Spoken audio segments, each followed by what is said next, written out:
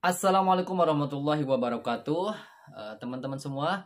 Nah, hari ini saya akan merangkum tata cara bagaimana caranya membuat adonan bakso dengan baik ya dan benar tanpa adanya kata-kata gagal ya di dalam membuat bakso. Kata gagal pasti ada, cuman memang kegagalannya itu tidak banyak ya, karena memang selama kurang lebih 6 tahun ini saya memang belajar daripada kegagalan-kegagalan yang terjadi dan akhirnya saya sharekan ke teman-teman semua ya. Oke teman-teman, jadi hal yang pertama yang harus diperhatikan, teman-teman harus punya dulu yang namanya standar perbandingan antara tepung dan daging ya. Nah, sudah saya katakan di video saya sebelumnya, untuk takaran yang disebut bakso itu adalah takaran 4 kilo daging itu berbanding 1 kilo tepung ya. Silahkan nanti tepungnya boleh dipilih ya, asal jangan tepung terigu saja. Kalau tepung terigu itu nanti teksturnya akan lembek ya teman-teman ya, jelek pokoknya jadi baksonya. Nah itu takaran minimal ya, takaran minimal untuk disebut menjadi bakso itu takarannya 4 kilo daging dengan 1 kilo tepung ya. Lebih sedikit perbandingannya lebih bagus ya, misalkan 5 kilo banding 1, 6 kilo banding 1, 7 kilo banding 1, 9 kilo banding 1. Bahkan ada teman-teman saya, termasuk saya pun pernah bikin yang namanya 10 kilo daging dan 1 kilo tepung ya. Tapi untuk resep saya saat ini adalah 10 kilo daging 1,5 kilogram tepung ya. Itu perbandingan yang saya gunakan hari ini ya. Tapi buat teman-teman yang hari ini ingin mencoba membuat bakso yang memang harganya pengen ekonomis ya, misalkan dengan bahan dasarnya daging ayam atau ikan laut ya, bukan daging sapi ya, silahkan teman-teman bisa percobaan dengan menggunakan perbandingan 4 kilo daging 1 kilo tepung ya teman-teman. Nah itu sudah disebut dengan bakso ya. Nah kalau misalkan lebih sedikit ya silahkan, berarti kalau untuk 2 kilo tepungnya berarti setengah kilo ya. Nah 1 kilo berarti tepungnya berapa? 1/4 kilo. Jadi perbandingannya 1/4 dari total daging yang kita bikin. Nah, selanjutnya setelah kita hafal perbandingannya ya teman-teman, teman-teman juga harus menentukan berapa kilo daging yang akan digiling ya. Nah kalau misalkan teman-teman hanya gilingnya cuma 1 kilo saja teman-teman ya, saya sarankan teman-teman gak usah giling ke penggilingan bakso. Kenapa saya katakan gak usah giling ke penggilingan bakso? Karena penggilingan bakso yang biasa yang ada di pasaran itu tempat penggilingannya itu ya, tempat pengaduk adonan baksonya itu besar teman-teman ya. Jadi kalau misalkan teman-teman cuma hanya 1 kilo saja bikinnya, kemungkinan nanti tidak akan bagus teman-teman ya. Yang ada nanti nyangkut di mesinnya. Jadi saya sarankan kalau teman-teman kemarin banyak yang nanya ya bang, kalau 1 kilo berapa acinya, terus gilingnya seperti apa. Nah kalau teman-teman hanya 1 kilo saja dagingnya ya, mau daging sapi, mau daging ayam ataupun daging ikan laut ya, saya sarankan teman-teman jangan di penggilingan bakso yang seperti biasa, tapi gunakan chopper blender teman-teman. Nah, Mang, gimana caranya untuk bikin bakso menggunakan chopper blender ya atau cooper? Nah, saya sudah bikinkan video ya, video saya sebelumnya bagaimana caranya membuat adonan bakso dengan cara menggunakan cooper blender ya teman-teman. Nah, boleh silahkan untuk cek video saya yang cara membuat bakso dengan menggunakan cooper blender. Nah, itu biasanya saya buat teman-teman yang memang ingin belajar untuk membuat bakso ya, karena memang kan yang namanya mencetak bakso itu kan tidak butuh waktu yang sedikit ya. Itu perlu pembelajaran yang cukup lumayan lama. Jadi saya sarankan teman-teman kalau misalkan mau bikin yang namanya percobaan untuk bakso, silahkan untuk mencoba dengan menggunakan chopper blender. Caranya sudah saya sharekan di video saya sebelumnya ya.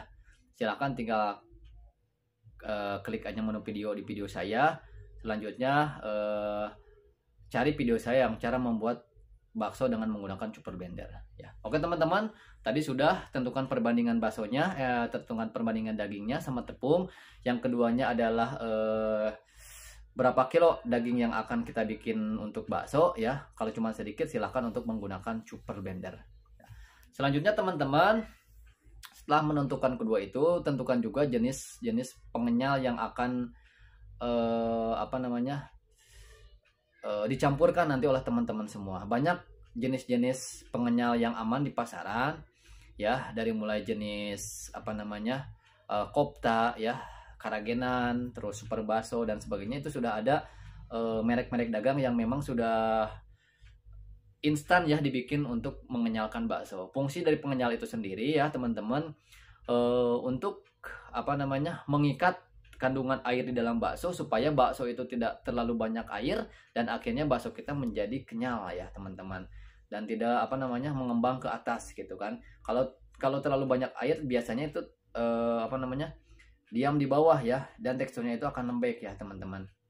Nah, banyak jenis merek pengenyalnya, ada STTP, ada Cosmic, terus ada super baso, jenis karagenan ya, ada pengenyal alami, bisa juga dengan putih telur ya tambahannya, itu bisa juga mengenyalkan ya teman-teman. Nah, kalau misalkan tanpa itu sebenarnya bisa kenyal juga asalkan dagingnya bagus. Cuman saya sarankan kalau teman-teman ingin buat bakso silahkan pakai yang namanya pengenyal bakso itu ya, seperti karagenan, super baso dan sebagainya gitu. Asal jangan pengenyal yang memang berbahaya ya, seperti memang formalin atau borak dan sebagainya, itu tidak diperbolehkan karena memang merusak untuk kesehatan teman-teman ya. Oke teman-teman, setelah menentukan bagaimana cara membuat adonan, terus selanjutnya bagaimana caranya menentukan dagingnya 1 kilo apakah beberapa kilo, silahkan teman-teman pilih jenis pengenyalnya juga. Nah, terus silahkan pilih jenis daging itu. Memang kalau untuk sapi itu saya sarankan bagian pahanya teman-teman ya, bagian paha sapi, atau sering disebut kalau di pasarnya itu lamusir ya, lamusir pondoh katanya gitu ya. Itu lamusirnya itu biasanya tanpa pengenyal pun, kalau misalkan bagian lamusir apalagi sapinya sapi lokal, teman-teman langsung bisa kenyal ya. Walaupun misalkan dicetaknya agak encer, tapi ketika pas dibawa ke rumah itu memang langsung keras sendiri ya teman-teman, jadi kenyal ininya baksonya teman-teman. Oke teman-teman, setelah mempersiapkan 3 hal tadi ya, teman-teman siapkan perbandingannya, terus yang keduanya siapkan dagingnya ya. Minimal untuk di penggilingan bakso itu 4 kilo daging teman-teman, baru bisa dikatakan bagus dan bisa dibuat agak sempurna ya teman-teman. Memang sih yang lebih bagusnya itu 6 kilo ya, tapi 4 kilo juga sudah bisa ya kalau di penggilingan bakso. Nah, oke, buat teman-teman yang masih pusing bagaimana caranya resep-resep untuk 3 kilo daging atau 6 kilo daging, silahkan teman-teman bisa klik video saya yang resep 3 kilo daging sama 6 kilo daging. Itu untuk perbandingan resep ya buat teman-teman semua. Nah, setelah teman-teman menentukan tadi ya, saya insya Allah apa yang tadi dilakukan oleh teman-teman itu sudah menuju ke cara membuat adonan bakso yang anti gagal ya.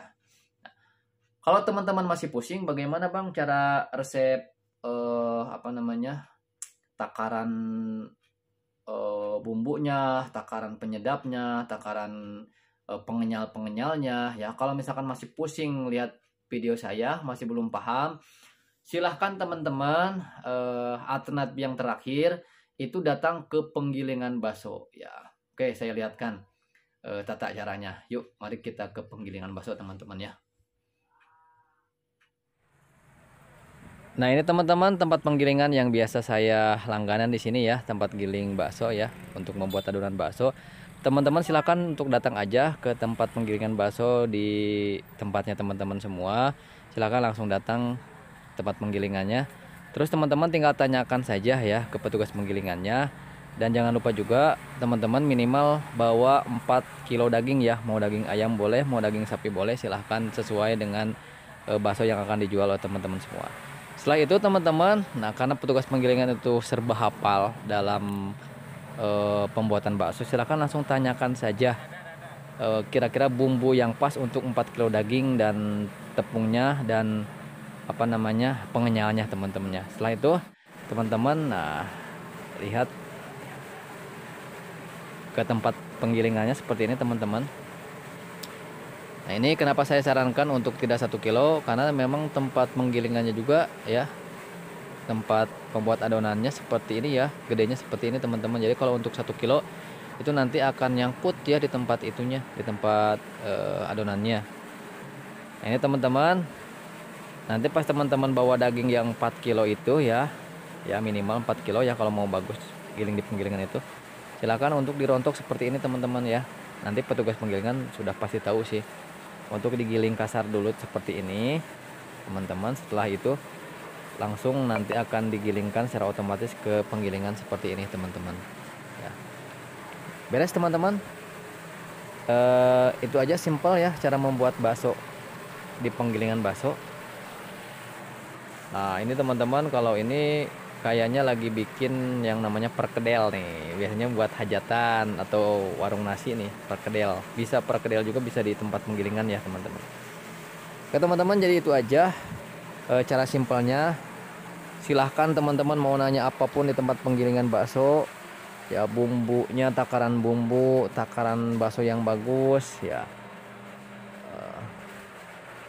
apa namanya, petugas penggilingan bakso biasanya sudah hafal semuanya tentang perbaksoan ya.